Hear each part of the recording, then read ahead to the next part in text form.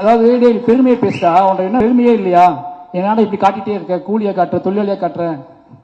ஏன் நான் நான் கூலியா தான் இருந்தேன், தொழிலாளியா தான் இருந்தேன், சாப்பாட்டுக்கு வழி இல்லாம தான் இருந்தேன். திருப்பி திருப்பி நீ வந்து 30 வருஷம் முன்னாடி உன் பாட்டன் முப்பாட்டம் வாழ்ந்தான், அவனை பத்தி எடுனா நான் ஏன் எடுக்கணும்? அவனை பத்தி எனக்கு அவனுக்கு என்ன பஞ்சாயத்து இருக்கு, என்ன பிரச்சனை இருக்கு?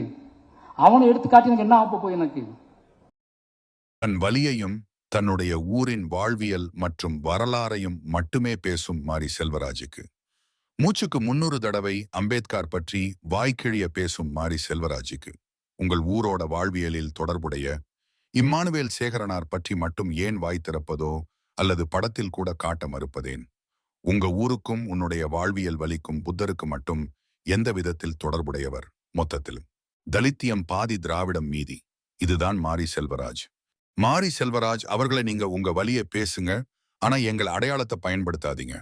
மாரி செல்வராஜ் படம் எடுத்து சம்பாதிக்கட்டும், பென்ஸ் கார்ல போகட்டும், அதில் எங்களுக்கு போட்டியோ போராமையோ கிடையாது. அவர் வாழ்வில் பட்ட துயரத்தை துன்பத்தை படமாக எடுக்கட்டும், யாரும் கோபித்துக் கொள்ள மாட்டோம்.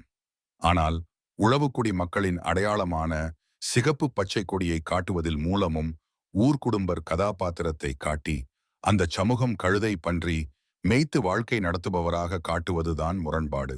அதேபோல் பரியேறும் பெருமாள் திரைப்படத்தில் ஆர்.கே. ராசா கதாபாத்திரம் காவல் நிலையத்தில் அடிவாங்குபவராக காட்டியிருப்பார்.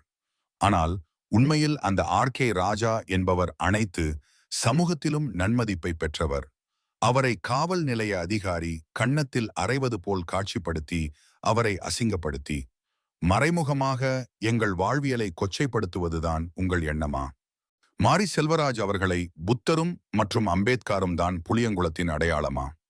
புளியங்குளத்தில் உள்ள மக்களின் அடையாளம் இம்மானுவேல் சேகரனார். அதே மறைத்து நீங்கள் சினிமாவில் வளர்வதற்கு எங்களை பயன்படுத்தி கொண்டு எங்கள் வரலாறையும் மறைப்பதுதான் உங்கள் எண்ணமா? மாரி செல்வராஜ் படம் ரிலீஸ் ஆனதும் சிவப்பு பச்சை கொடியை தூக்கி கொண்டு சினிமா தியேட்டருக்கு போகும் தேவேந்தர்களை சிந்தித்து பாருங்கள். மாரி செல்வராஜ் எடுக்கின்ற படம் அவருடைய வலியை பத்தி தான்.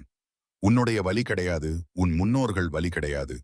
மாரி செல்வராஜ் என்ற நபரை தூக்கி வைத்து கொண்டாடாமல் கடந்து செல்லுங்கள். ஏன் என்றால் மாரி செல்வராஜ் என்பவர் தலித் மற்றும் திராவிடம் சிந்தனையில் மூழ்கியுள்ளார். அவரால் உன் சமுதாயத்திற்கு எந்த பயனும் இல்லை.